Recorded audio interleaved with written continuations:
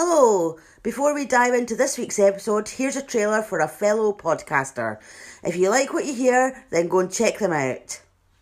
Hey there! Looking for a new true crime podcast to listen to? Well then check out Not Always Polite. Hosted by me, Celine, from London, Ontario, Not Always Polite covers underreported cases and crimes that are generally not covered by the true crime community. Episodes are released every Saturday, so make sure you're ready to listen, and remember, Canadians aren't always polite. Hello and welcome to Crime Divers. I'm Laura. And I'm Jill. And join us this week as we dive into the episode called Fire, Secrets and Lies.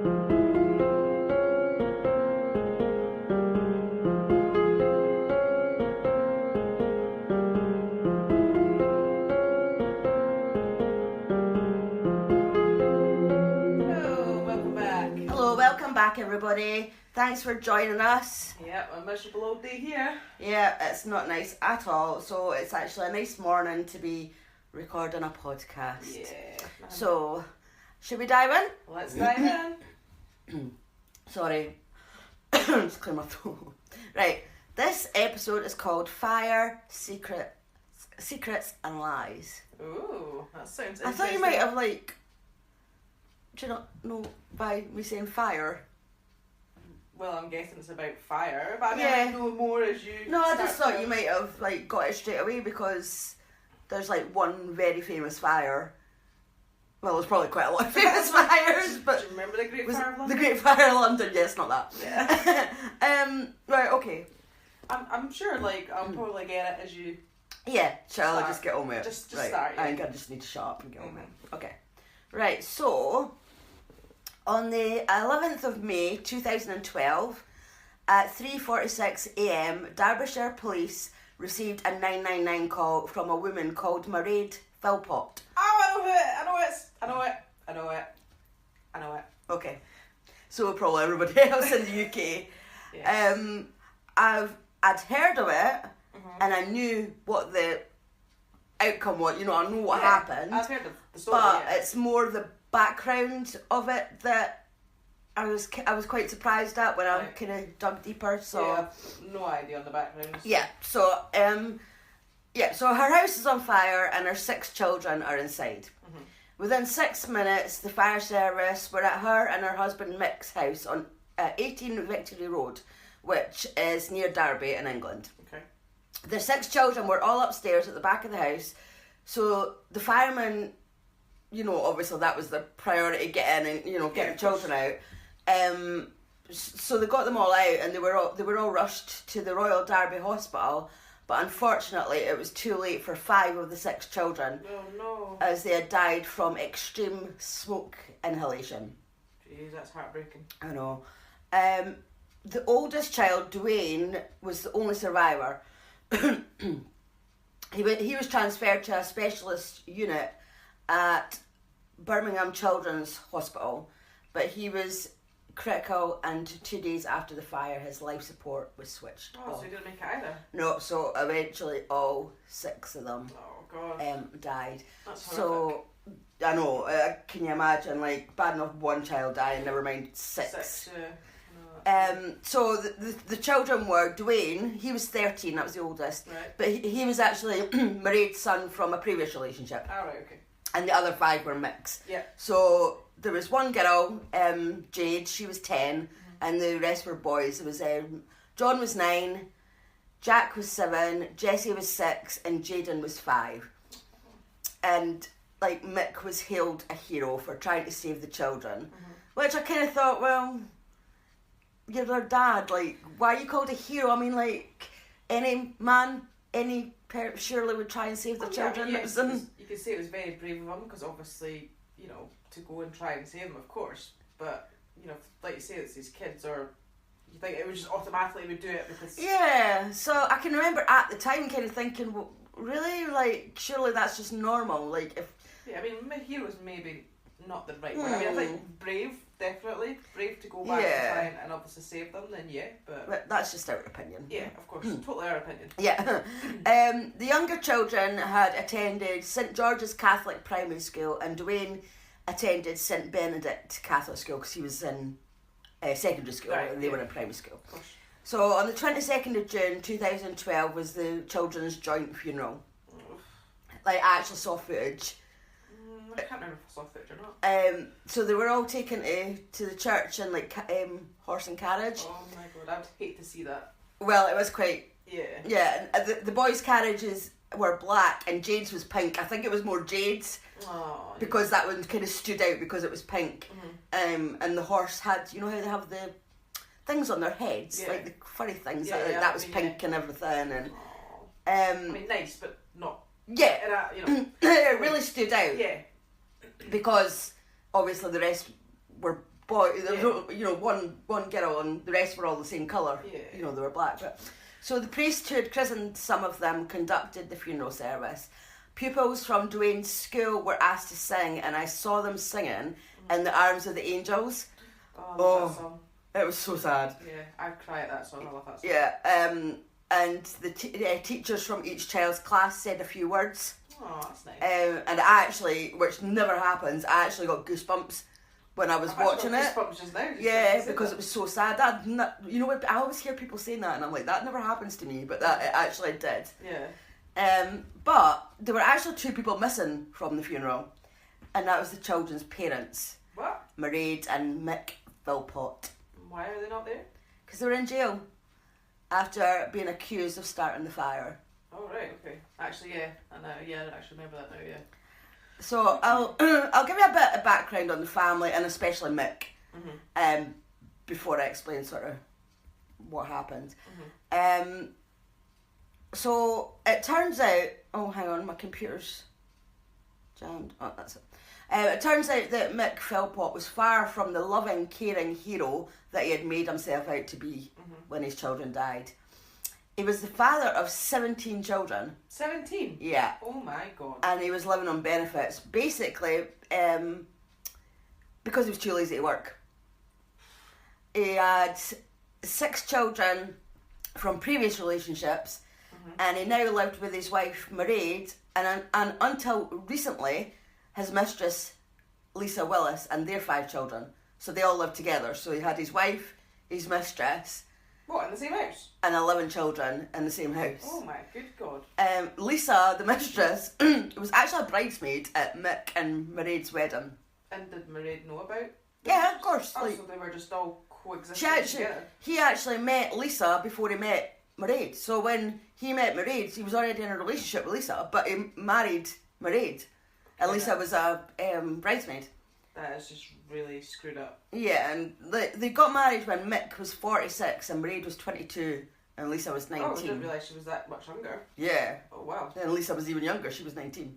Oh my god, he sounds a delight. So they all lived together, 3 adults and 11 children in a 3-bedroomed house. As Mick didn't work, the family was obviously like getting benefits and he was demanding that the council provide them with a bigger house. Of course. You know, you're entitled to that, aren't you? If you have all these kids, you're entitled to be given a house. You don't work for it. If his backside at work, then he could have at least contributed to them maybe getting a bigger house. So even though he didn't work, Mairead and Lisa did. And they had to pay all their wages and child benefits into his bank account. Oh, really? Yeah. Oh my god. He had a caravan in the driveway and he would sleep in there, like one night with Mairead and then the other night with Lisa, so they would... You know, take it turn about. I know, it's just... But was he actually an attractive man? Oh, God, no.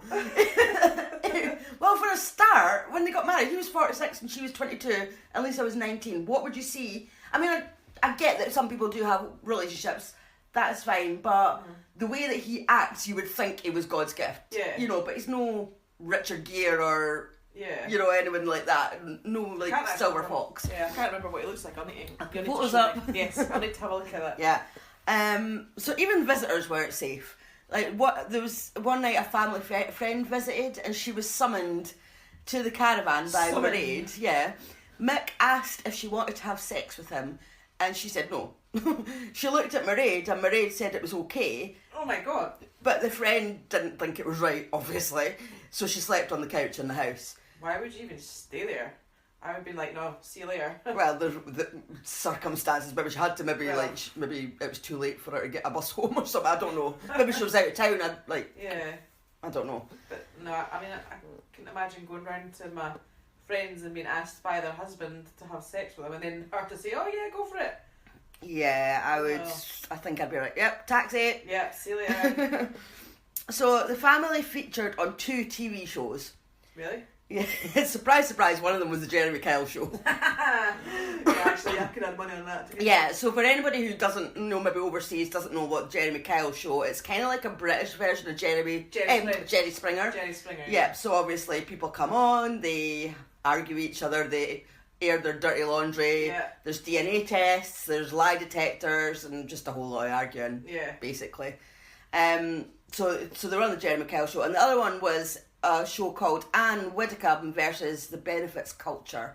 So Anne Widdecombe is a politician, and she's very doesn't believe in people being lazy and stuff, does she? She's, from what I've seen of her, you know, she's very kind of, you must get off your arse. The only time I've really seen her was on Strictly Come Dancing. Oh well, I saw her on Celebrity Big Brother. show, and again, if you're overseas, that's the American version of Dancing with the Stars, I believe. Did you not watch her on Celebrity Big Brother? No, I didn't know. Well, I saw her on that, and she came across as very, you know, like you have to get up off your arse and go out and work, which is fair enough, you know, like you should be providing for your kids. Yeah, fair. So I'll explain what it is anyway. So on the Anne Widdecombe one, I haven't watched it. I saw a clip of it, and as I said, like she was obviously, I think she actually stayed with them for a few days with the family just to sort of. I wonder if you asked her to have sex. No. I don't even want to think of that. Okay, No, she would be too old for him. Oh well. Yeah, You know, he likes them younger, doesn't he? Right, She's, how old's Anne Widdecombe? Maybe in her 60s, 70s? I don't know how old she is. I've no idea. Yeah, she would have been too old for him. Alright. But, so Anne noted that they had a souped up sports car, an expensive 4x4, they had a brand new kitchen, a big widescreen TV, and like this big massive stereo equipment for karaoke. And, you know, this is, for somebody who doesn't work and has all those kids, that's a lot. Living the high life there. Yeah, basically. And when Anne asked Mick how he could afford all that, he told her that he had a dog who he breeds and he gets a nice income from that. And I was actually furious when I saw that clip. I was like, really? Like, no, don't breed your dog for, like, that should be your family pet. You don't breed it for money. And I mean, how many times has he actually bred that dog? Because, I mean, I'm not an expert on dogs, but I think maybe a couple of times, like, you can breed them, and then maybe after that... It's probably enough, yeah. Yeah, I mean, I don't know, I could be wrong. Anyway, it's wrong in intention if you just did it for money. Well, yeah, like, I've got a dog, and as much as a pain in the butt she is, you know, she's part of the family. Like, I would never think of using her... As a money spinning machine. Yeah, exactly, I would never use her for that. Yeah. So I was kind of disgusted with that and like that. So Anne, she persuaded local employers to give Mick a trial. And so you see him like working, you know, on the camera. But as soon as the camera's left, he didn't even bother to turn up. Oh really? So, because I should set him up with like 3 different employers, so all the job offers were just complete like no, sorry, we're taking back that offer. And Anne had said, like, that he didn't like being told what to do.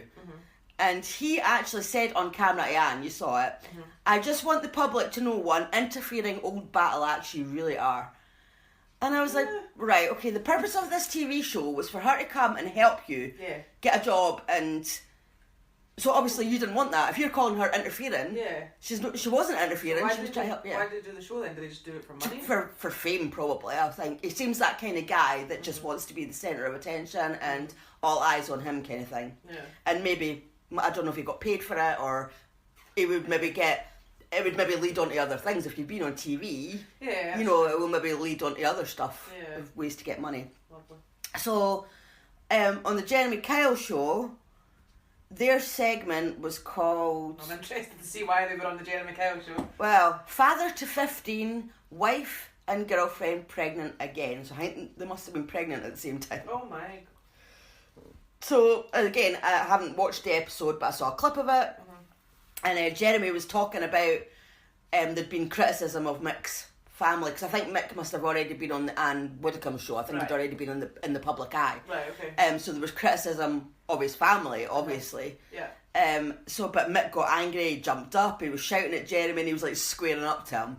So, showing his true colours. So the security guard, had to jump in front of Jeremy and make him sit down, and he came across as just a massive twat. Then Mairead came on. Jeremy asked her how their family works, and she said it works like a normal family. How is that normal? That's not normal. I'm sorry, dear. No, that's not a normal. No, a normal family is a mum and dad, and with however many kids, there's no girlfriends. Or it's just two parents. Yeah. Just two parents. Well, yeah, it doesn't necessarily have to be the mum and dad, you know what I mean? Yeah, like two parents, kids, no like mistresses or family friends coming to sleep in the caravan. No, exactly, none of that. That's not normal. No, that's definitely not. And Jeremy was asking Mairead questions, and Mick said to her, just tell him what we said. So he had obviously told her what to say. Yeah. And Jeremy picked up on that as well. He's like, you've told her what to say. And he's like, he's... Yeah. So then the girlfriend, Lisa, she came on. And Mairead's family, you actually see Mairead's, because I watched a documentary. Mairead's family said that Mick just made the two women look like idiots. To me, he just looked like a cocky twat living his best life with two minions sitting on either side of him. That's basically what it was, yeah.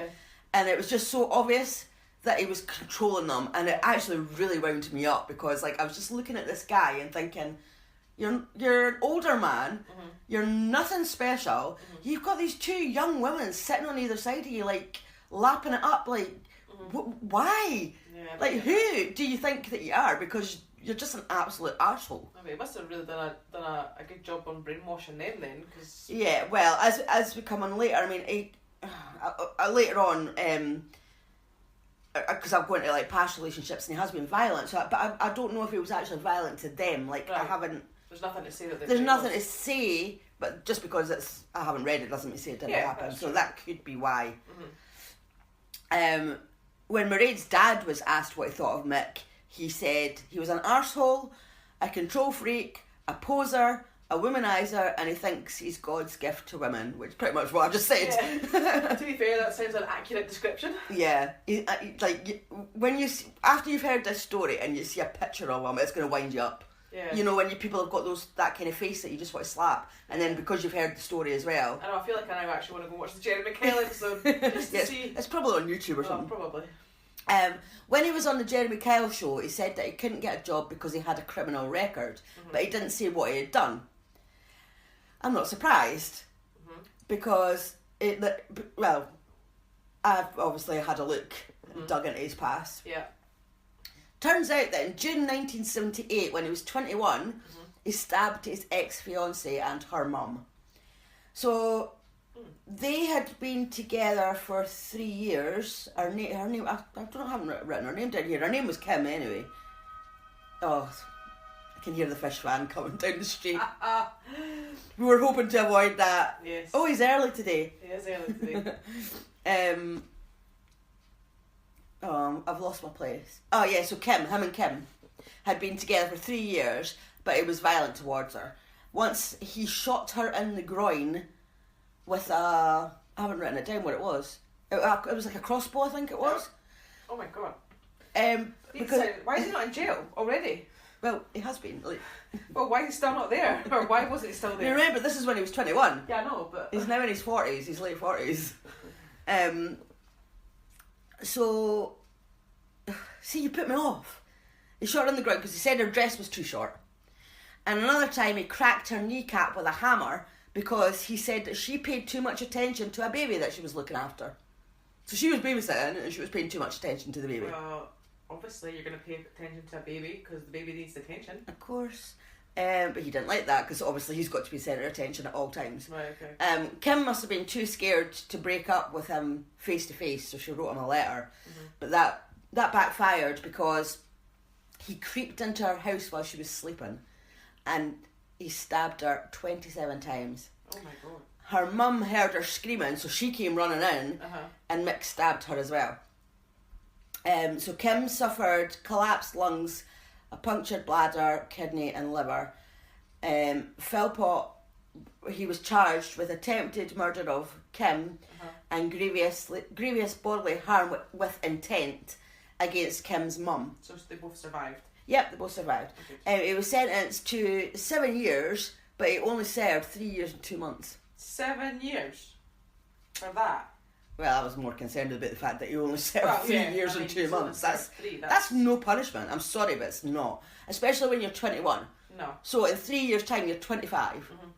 You should have been away for longer than that. Yeah, you can still come out and live your best life after that. Absolutely. So by 1994, he was married with 3 children. Not to Kim. Obviously not. Thank God for that. I don't think I actually wrote down what the woman's name was. Oh well. But that didn't stop him targeting a teenage girl. So Heather Keogh met Mick when she was 13 and he was 37. Please tell me they didn't have that relationship. That is what you're going to tell me, isn't it? Yeah. Oh. So they met at a lake where he fished. He was fishing, she was hanging out with some friends. Mm-hmm. He started the grooming process, because you can't call it a relationship because it's not, it's grooming. Yeah, totally. And she said that they started having sex about a year later, so like 14, and he would have been, 38. Why? That's like just being as old as your dad. Mm-hmm. They were meeting up 4 times a week, and Heather's parents were horrified, obviously.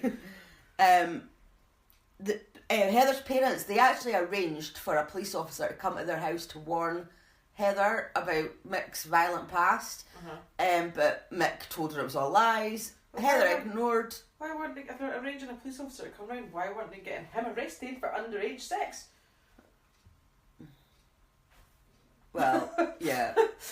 You know, like, why warn your child? That is actually a really good point, because... Why? Yeah. Ow. You just banged your head. Again. Yeah, I can't answer that because I don't know, but yeah, that's a really good point. Yeah. I never even actually thought about that. I mean, to me that would be like a warning enough for the girl that, you know, you're having underage sex, so the man that you're doing it with gets arrested and gets done for it. Unless they've said that they're not having sex. I mean, I don't think you can be arrested for just... But even so, I mean, a 36, 7-year-old man and a 13, 14-year-old girl, they really, if they're aware of a relationship, her mum and dad, that's still not right. So to me, I would still be... Well, that's obviously why they've arranged for the police officer to come, because as we sort of discussed in the Kellyanne Bates episode, you know, parents are very aware of sort of how far you can push your child. You don't want to push them away. Yeah. So they're maybe thinking, well, we'll get a police officer out and that's going to make her split up with him. Well, yeah, but I still think that the police could surely be doing more because it's illegal, isn't it, against the law? Well, not really. If they say they're not having sex, then I don't suppose they can do it. They should be able to do something, but I don't think, if they don't think they're doing anything illegal, but then, I don't know. There's no point. We'll go round in circles. Yeah. Like, we both agree. I agree with you, but I just don't know the answer to it. Fair enough. But yeah, Mick told her it was all lies. Heather ignored the warnings and turned her back on her parents, and she stayed with him. So one afternoon, Mick's wife found him and Heather in bed together, and she kicked him out. Oh, so she was bothered about that. But she wasn't bothered about the mistress. No, this is a different wife. This is the wife that he was married to. Sorry, I forgot he was married before. Yeah, this is the first wife. Sorry, my bad. That's okay. Yeah, these stories do get confusing sometimes, don't they? So Mick said to Heather, quote, "You've got 2 choices. You can go home and get put in care, or you can come to Derby with me," end quote. So she went with him, which is, to me, that's really controlling as well, because it's like, rather than saying you can go home to your mum and dad, he said you can go home and get put in care. What kid is going to want to get put in care? No, exactly. Yeah. So I don't know at that point if she thought maybe she didn't think she had a choice. Yeah, maybe she thought that was her only option. Because within days of running away with him, she discovered she would be living a life in fear as his 5 times a day sex slave. She waited on him hand and foot while he got stoned and watched TV. He made her go out to work, and she got a job as a cleaner at the East Midlands Airport when she was 16. Her wages were paid into his bank account, and she wasn't allowed much sleep because she had to make up for not being there during the day. So because she was out working all day, she had to come back and make it up. That's bad. I mean, that's horrific. Yeah. She said, quote, "I would arrive home at night after a 16-hour shift, then cook a meal and do all the housework. She also had to roll his cigarettes. If she forgot to do them at night, he would make her get up an hour earlier the next day to do them." Like, you're not working all day, you can roll your own cigarettes. Well, exactly. You could actually do the housework. Yeah, you could. That's exactly what he should be doing. Maybe cook her a meal when she comes home from work. I'm sorry, but if in a relationship, if one person's working and the other one isn't, then surely while one person's working, the other one is doing the housework and doing the cooking and stuff. Yeah, well, that's like us. I mean, our husbands work more than what we do, so we take on a bit more. I mean, Yeah. they still help out now and again, but, you know, I would not expect my husband to come home from a day at work, then to do housework when I've been sitting on my backside all day. I know, that's I'm awful. going to do the housework, and I'm going to, you know, I don't mind cooking him a meal for us as well. So, but she actually gave evidence at Philpott's trial for the fire. Oh, did she? Later on, she gave just to help him get convicted. I bet that's scarred her for life. Well, I haven't finished yet. Oh, sorry, we've still got more of her. Yeah, we've got more of her. Of her time with Mick, she said it was hell on earth and I would get beaten for everything. She said he would abuse her as he listened to a song called Kim by Eminem, which is about someone planning to murder his estranged wife. Which is quite scary when you remember he tried to murder his ex, who was called Kim. The one that stabbed, she was called Kim. Right, yeah.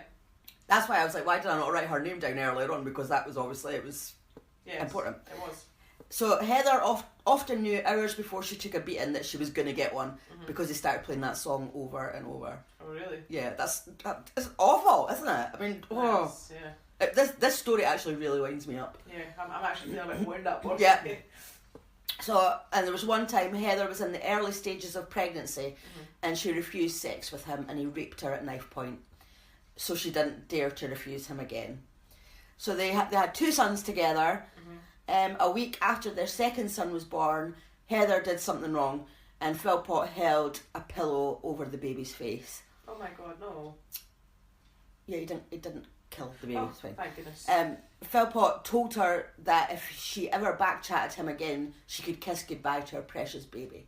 So he didn't kill the baby. It was just to get her. A threat to her, basically. And that was actually the first time that she ever stood up to him, and she punched him in the face and made his nose bleed. But he beat her up like really badly that night to put her in her place. Yeah.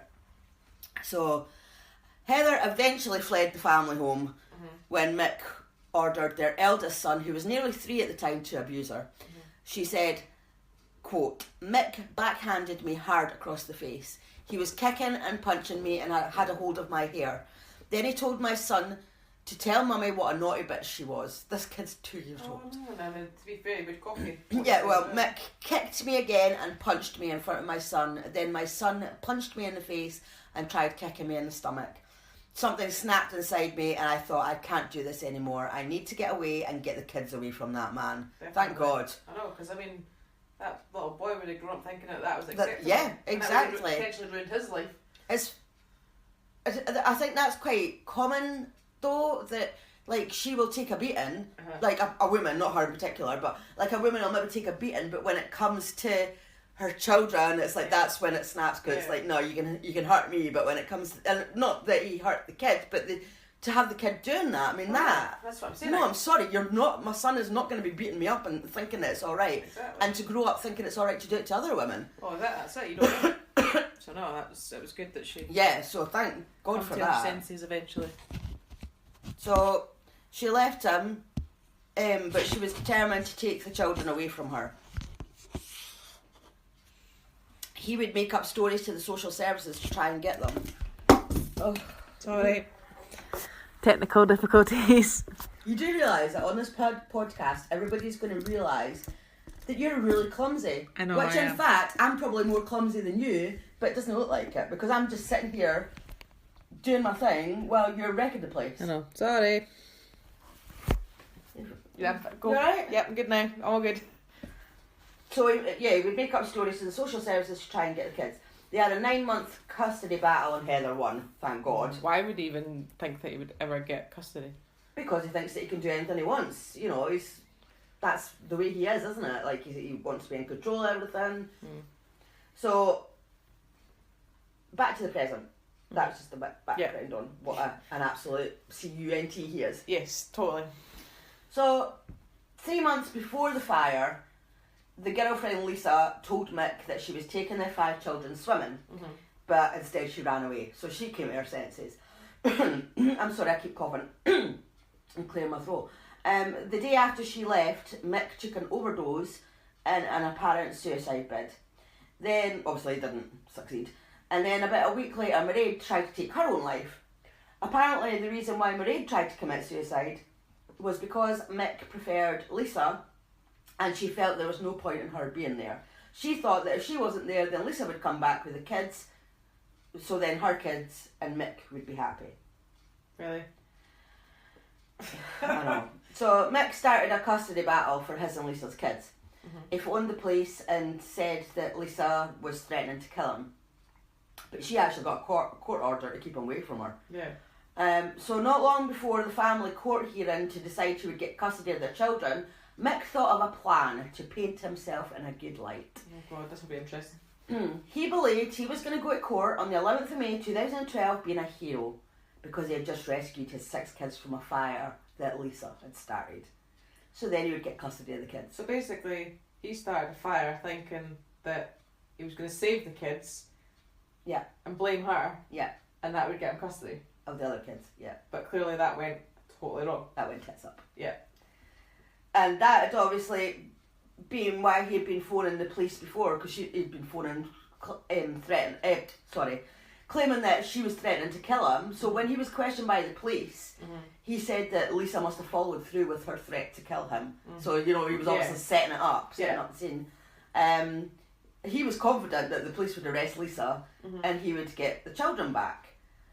He obviously is a bit stupid because they're not just going to arrest somebody just because you said so. Well, there needs to be evidence. Yeah, they're going to investigate. I mean, they're not going to necessarily rule her out initially, but yeah, they're not just going to go, oh, it was definitely you. Definitely you've done it. Mick Philpott said it was you, so that must be right. But then, so he's killed Mairead's children in the hope that you get his kids with but he didn't mean to kill those children. But that's basically what he ended up doing. Yeah, basically.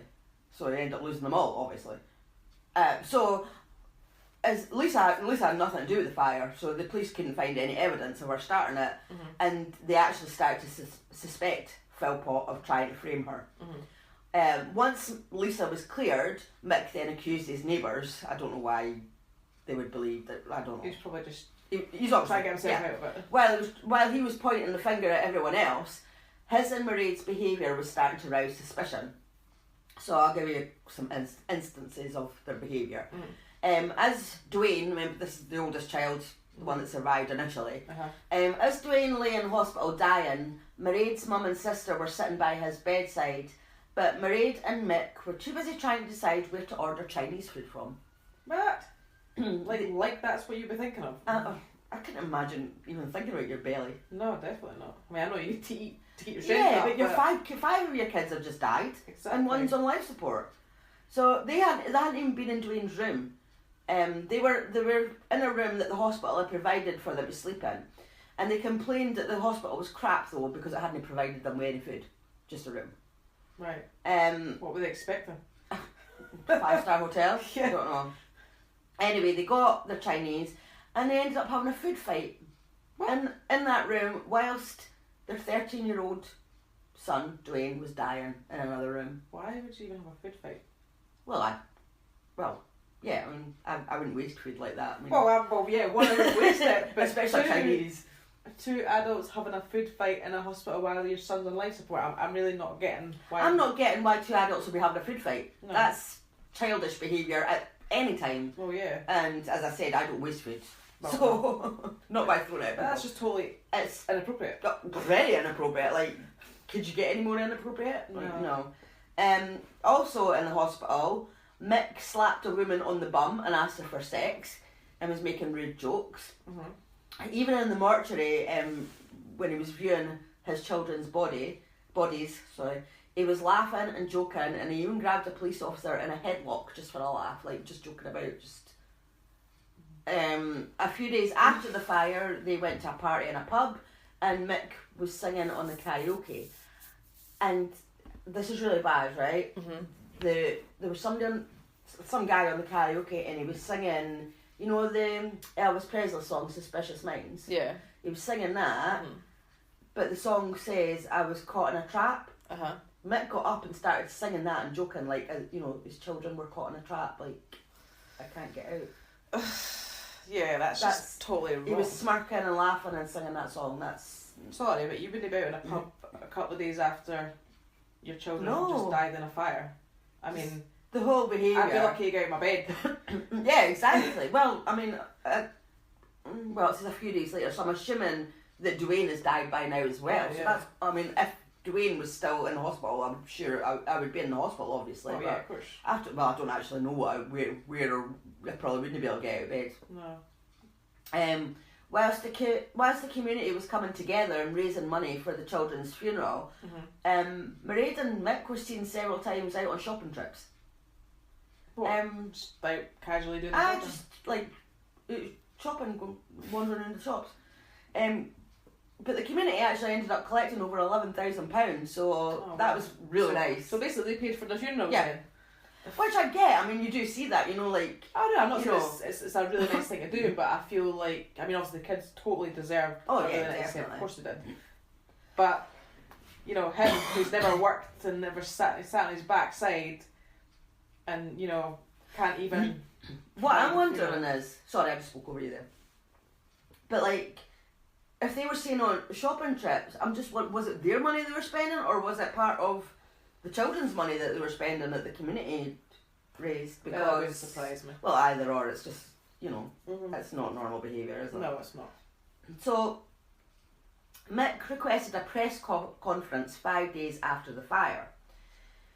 So him and Mairead put on an act of crying, but there was no tears coming from Mick's eyes. He said thank you to the fire service, to the doctors and the nurses at the hospital, but he didn't ask for help in finding out like who killed his children, which people found strange. Like, surely that was the point of the press conference. Oh, yeah. Why else would you do that? Because that's what people do, don't they? If somebody's missing or whatever, or somebody's died, they appeal for information. Of course, yeah. But that's...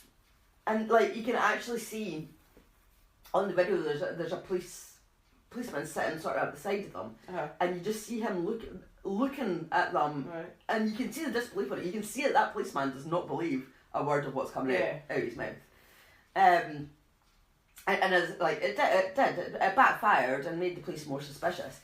They'd already been watching the Philpotts, and they decided to plant a bug in the hotel room that they had been staying in since the fire. Yeah.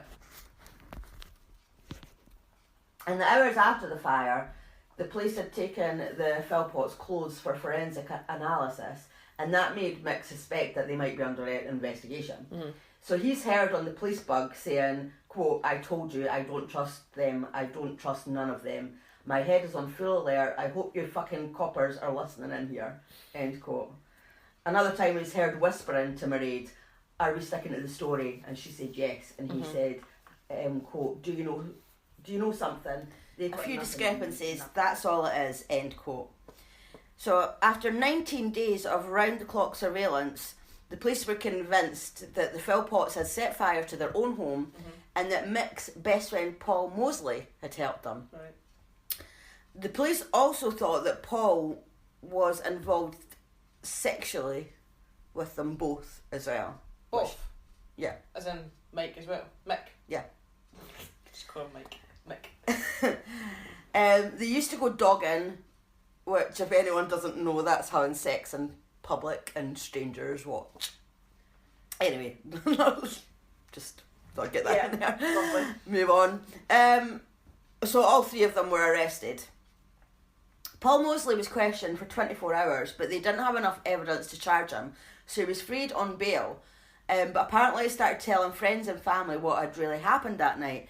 A witness said that Mosley had bragged about the plan for the fire and that they'd actually had a rehearsal 6 weeks earlier. How can you rehearse a fire? Well, they must have just... Well, Mick and Mairead would run out screaming and Paul was supposed to rescue the children from the back of the house, so they must have done that. Like, they not the actual fire. Not the actual fire. Mm-hmm. Right, okay.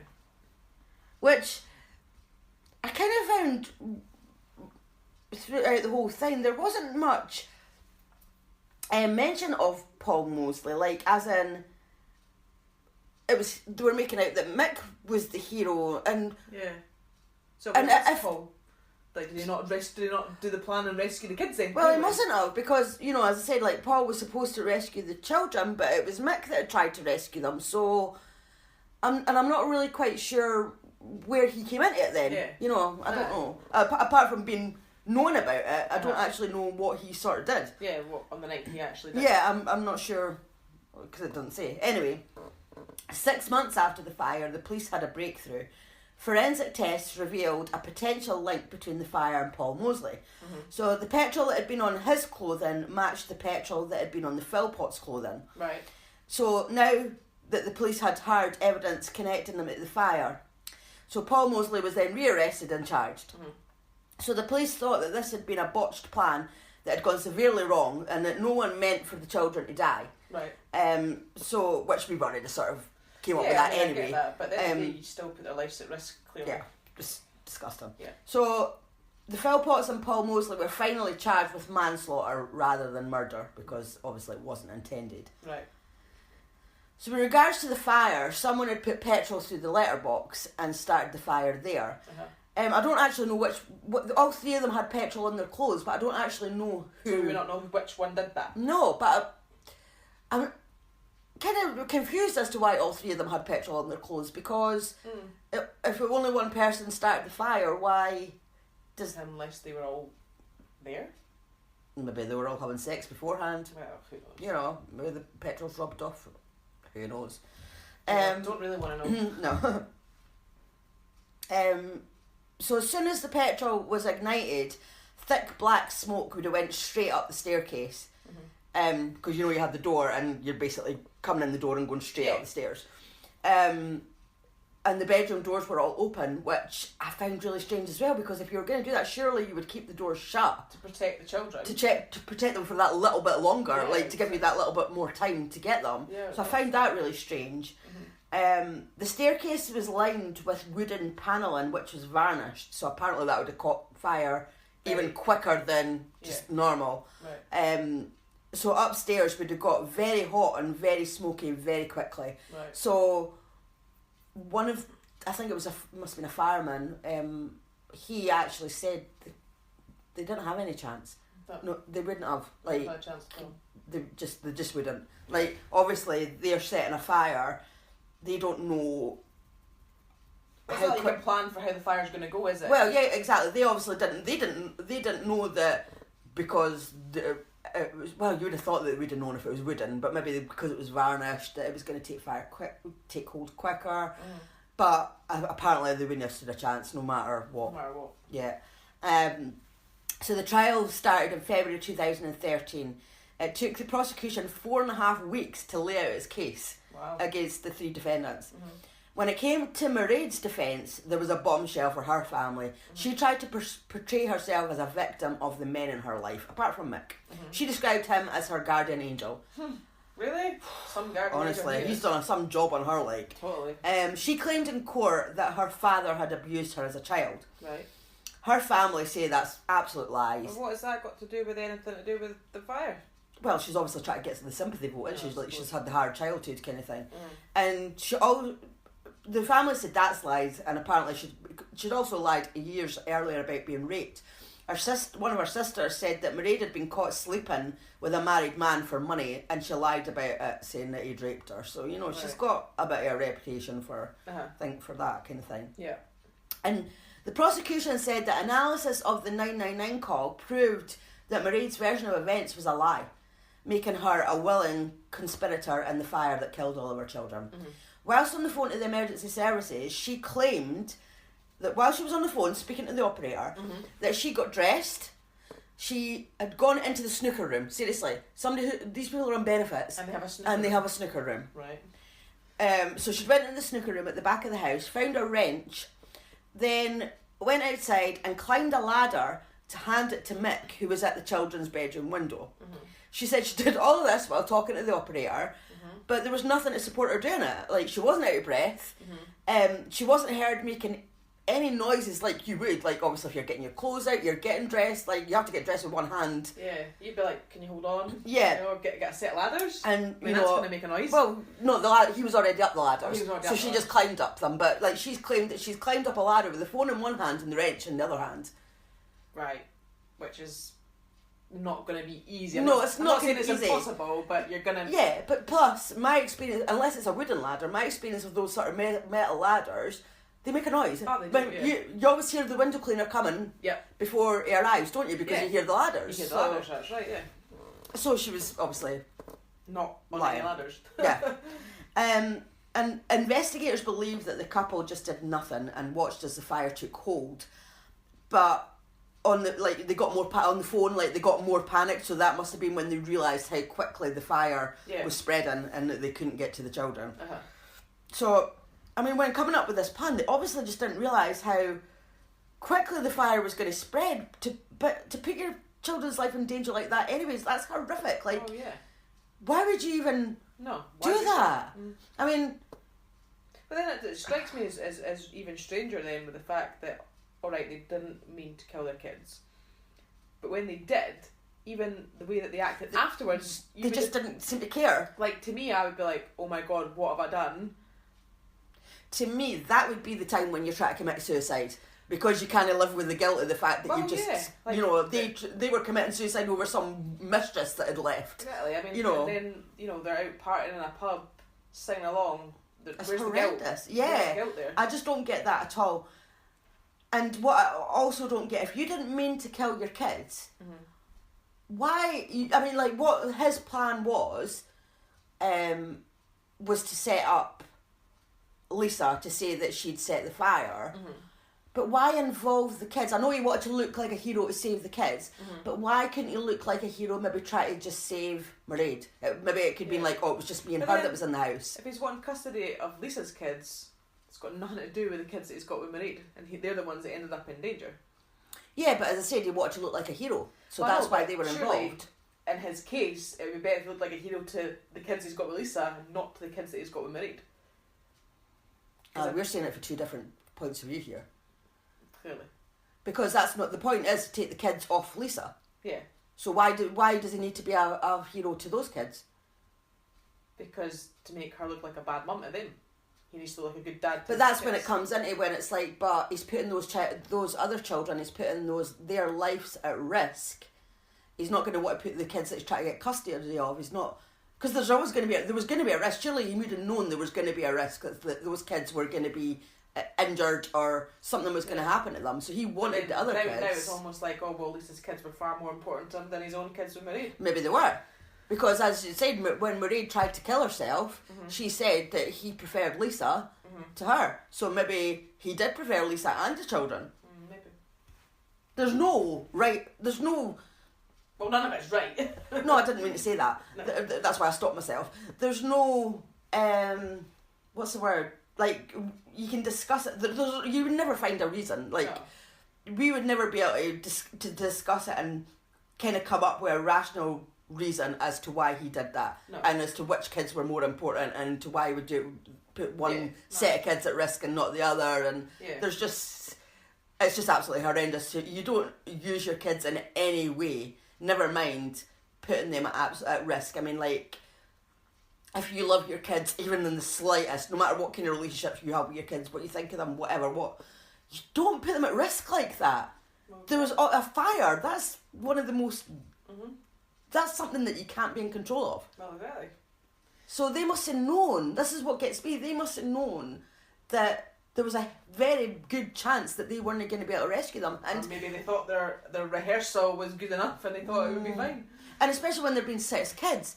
How did they know that they were going to be able to rescue all 6 kids? That's a lot of kids, considering how quickly a fire can take hold. Yeah. I mean, they might have been able to save 1, 2, 3 kids. But maybe they were just that stupid and clearly didn't think.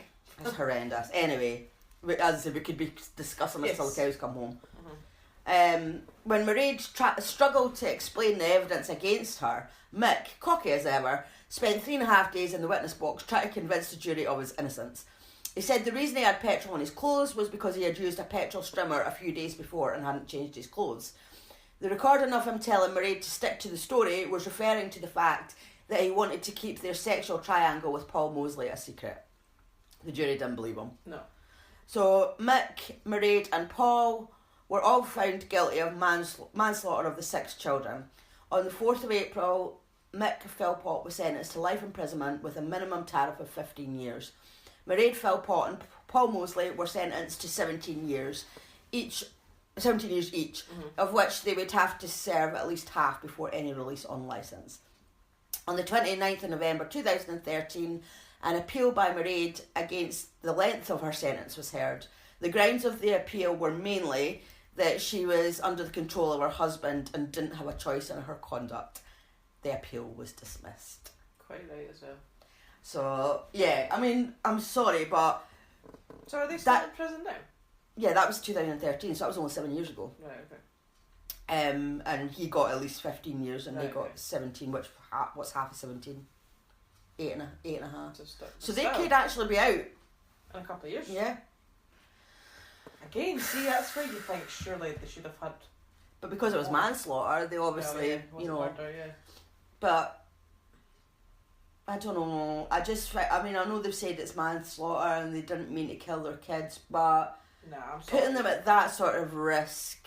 I think they should have been done for murder. Yeah, and as I said, like, because the bedroom doors were open, like. Like, they didn't even give them a chance. Nah, I mean, like, if you shut the bedroom doors, like, I mean, they were. I'm sure I think they would have died anyway, but.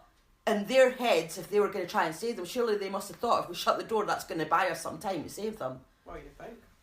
That, and I'm sorry, but she does not deserve any sympathy whatsoever. She cannot, to me, she cannot sit there and say, oh, I was in control of my husband. At some point, I get that he was abusive and all the rest of it, but at some point, where do you draw that line that you're going to take that? I'm sorry, well, you've got 6 children and you're putting them at risk because for your husband. If I was saying to me, oh, let's do this and set a fire in the house, I'm like, well, no. Like, if you're going to do that, like, at least have everybody out of the house. I mean, I wouldn't agree to do it anyway, of course. Yeah, of course. But if you were trying to tell me that my 6 kids were going to still be in the house, no danger. Well, and the thing is as well, with her, why did she, if that was me, I'd be like, excuse me, like, why are you putting my kids why should I put my kids at risk for you to get your kids? Yeah. Because those kids are nothing to do with her. They're not her kids. Well, exactly. They're somebody else's kids. So why? So, and because she was acting the same way as he was afterwards. Yeah. That, no, you're not getting any sympathy. I'm sorry, but. Well, no, because she didn't even look like she was devastated. Or... No, she was getting Chinese. She was having food fights. She was going to the pub. So they're both as disgusting as each other. No matter how much she was under his control, she what was I'm trying to say? She didn't show any remorse. No. Which, if you had no choice in that, you'd still be showing remorse, wouldn't you? So nah, she's just as bad as what he is. Yeah, no, I agree. They're both horrible people, and I bet that at least was.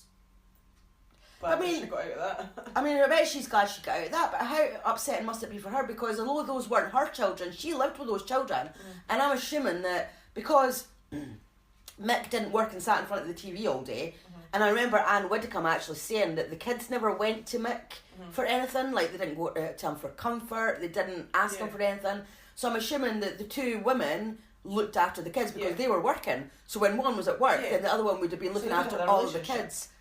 So they were like step parents to the kids, so she must be absolutely devastated as well that those 6 children that she's basically brought up.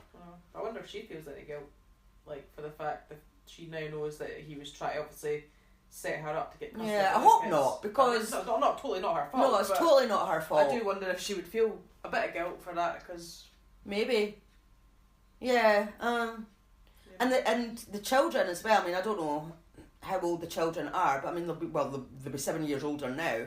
But the children that survived, like Lisa's children, surely they're going to know the story at some point. They're going to read about it or somebody's going to tell them. Well, so that's their brothers and sisters, isn't yeah, it? so are they going to feel guilty because their dad and stepmom did that just to get custody of them? Yeah. And the thing is, Mick didn't want custody of those children because he wanted his children with him because of the love and, you know, the loving father. He wanted those children because he wanted the child benefit. That's why he did it.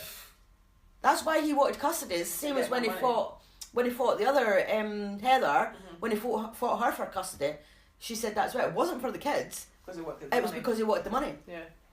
So there you go. Sick man. Yeah, that's a horrifying story. It really is. I didn't realise just how bad it was. I mean, obviously I knew the basis of the story and what happened, but I didn't realise like all the background. Yeah, that was quite interesting, but horrifying. I didn't realise. I mean, I knew, as I said, I knew there was a fire, and I knew that he was portrayed as a hero, and then it was like he actually set the fire, and that's basically as far as I knew. Yeah.